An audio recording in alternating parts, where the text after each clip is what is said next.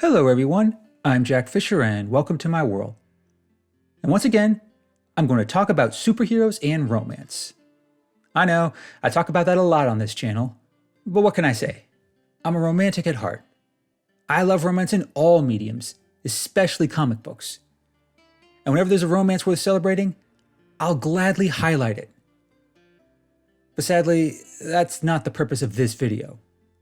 Because this time, I'm going to talk about a romance that was flawed, inconsistent, and downright frustrating for all those involved. Now granted, there's no shortage of those romances in the world of superhero media, but few are as noteworthy or as high profile as the relationship between Storm and Black Panther.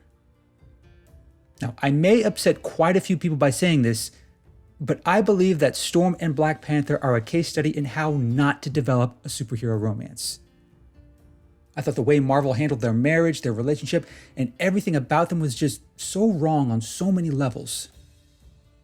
Now, I know this pairing has plenty of fans, but for me personally, I just can't buy into it. And I'd like to explain why, how, and what lessons we can learn from it, even if you don't agree with me. Now, before I continue, I want to highlight a few key details about this relationship. First off, this plot unfolded years before the Black Panther movie came out. And this plot surrounding him and Storm did not tie into anything involving the Marvel Cinematic Universe. Now that might change down the line, but given the tragic passing of Chadwick Boseman and Marvel Studios' reluctance to recast T'Challa, it's a plot that may never come to pass. And honestly, that might be for the best.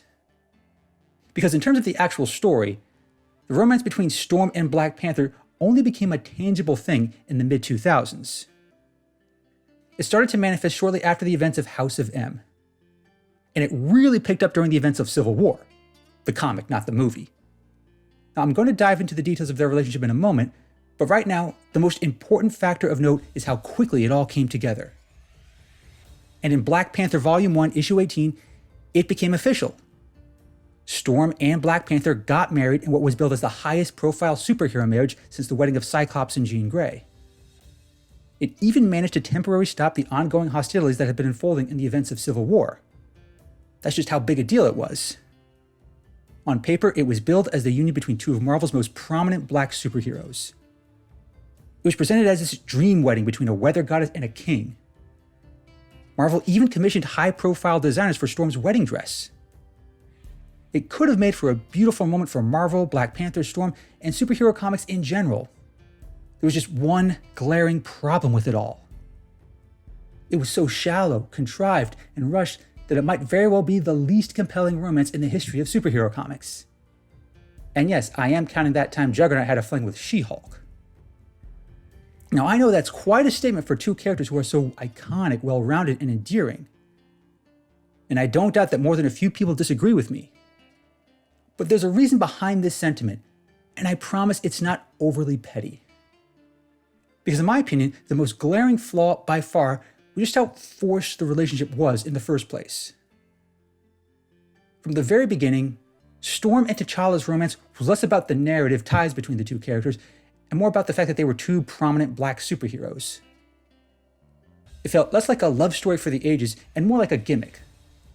As though Marvel was just saying, hey, you know those two famous black superheroes? They're getting married.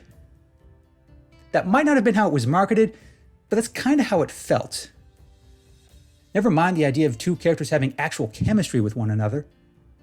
Never mind actually taking the time to tie their respective stories together in a compelling way. The whole approach just seems so lazy and empty, essentially relying on the iconic status of both characters and little else. And no matter how much it had going for it conceptually, it just lacked substance and depth. Like romance in the real world, a good love story can't be rushed or forced. Even classic, generic love stories like Superman and Lois Lane took years to unfold. But there was no similar effort made for Storm and Black Panther. Marvel was just in such a rush to get these two characters married that they skipped the part where they told a decent love story around it. Even if you're not a romance fan, it's hard to buy into the larger story surrounding this relationship. And in lieu of actually presenting valid reasons for why these two characters should be in love, Marvel essentially just rewrote Storm and Black Panther's history. It established that they had met each other when they were young, long before they ever became costumed heroes, and during this once unknown period, they formed this strong romantic connection. But a revelation like that makes for some glaring problems, both narratively and romantically. Because by rewriting the past like this, it actually devalues the emotional depth in the present. Because instead of actually building that depth over the course of numerous stories, it's just suddenly revealed that Storm and Black Panther always had this connection. And it's only now just coming to light. From a pure storytelling perspective, that's both lazy and ass backwards when it comes to telling a decent love story. Now, to be fair, history being rewritten in comics is nothing new. Entire characters and backstories have been rewritten over the years. It's what comic book fans often refer to as a retcon, also known as retroactive continuity. It's essentially the narrative equivalent of a mulligan. And when done correctly, it can help clear up some convoluted elements of certain stories, or update the backstory of certain characters. But when used poorly, it can be very destructive. And at its worst, a retcon is the ultimate contrivance, a way of forcing a desired plot when the actual story details are lacking. But that was the foundation of the Storm-Black Panther relationship. Again, I get the intent. In order for Storm and Black Panther to get married, Marvel had to establish that their relationship was somehow worthy of being at this level. But again, they were in such a rush to get it done, the only way they could do it was just to rewrite their entire histories so that it didn't feel like it came completely out of left field.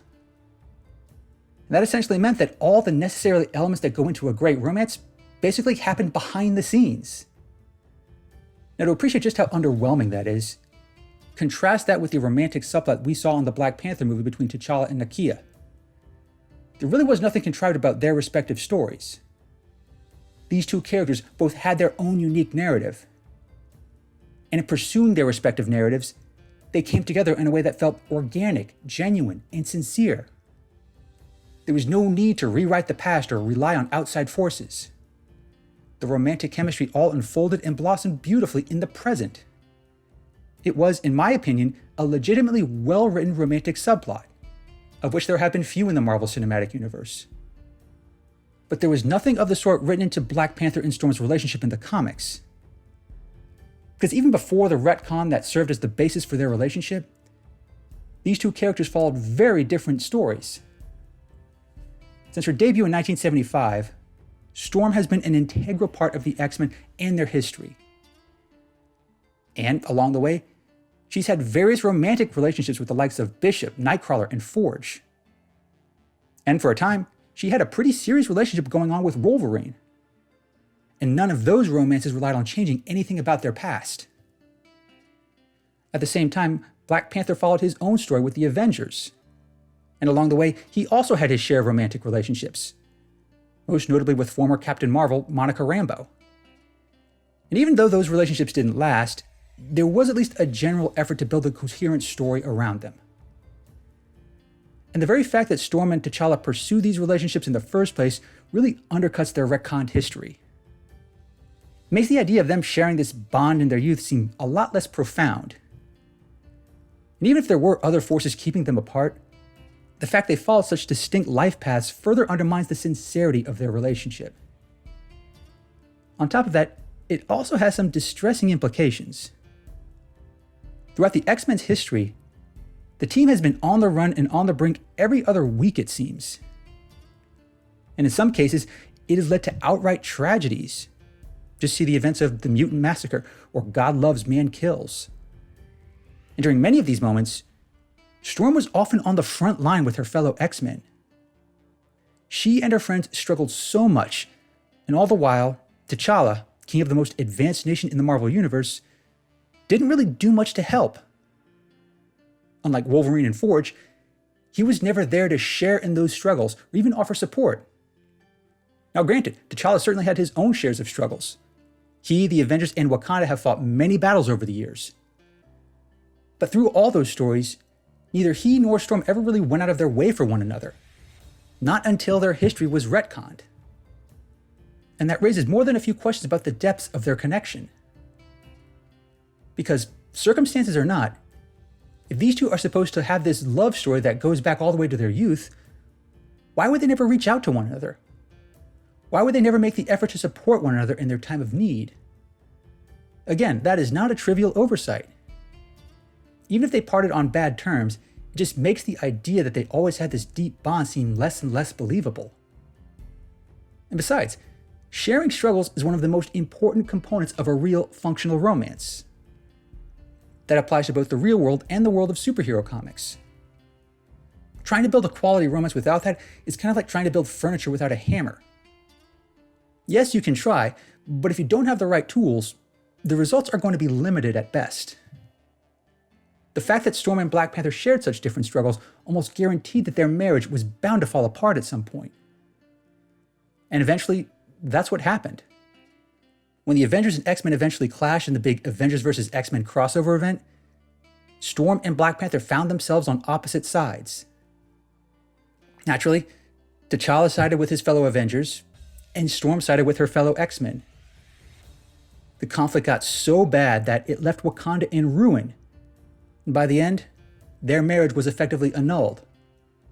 It was an inglorious ending to a romance that Marvel tried to make iconic.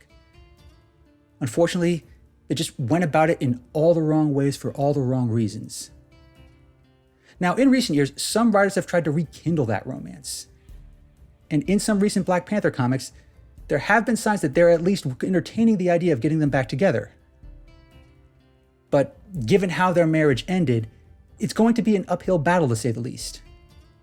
And personally, I don't think that relationship can ever escape its flawed foundations. Now, there's no question that Storm and Black Panther are among Marvel's highest profile black heroes, even more so with the success of the Black Panther movie. But that's still not a good enough reason for them to be romantically involved. Overall, their relationship was just so forced and flawed from the get-go. Even the X-Men's most iconic writer, Chris Claremont, says the whole thing was a mistake. If nothing else, it's a powerful reminder that real, genuine romance cannot be forced.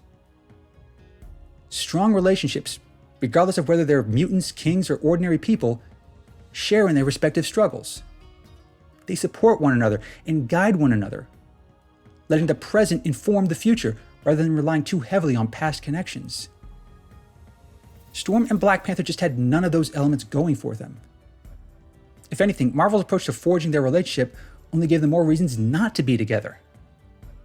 Now, both characters still have a bright future, both in the comics and in the Marvel Cinematic Universe. But, much like their failed relationship, it cannot blossom if it's forced. Thanks for watching, everyone, and thanks for joining me in my world. Please remember to like, comment, and subscribe. And until next time, take care and stay safe.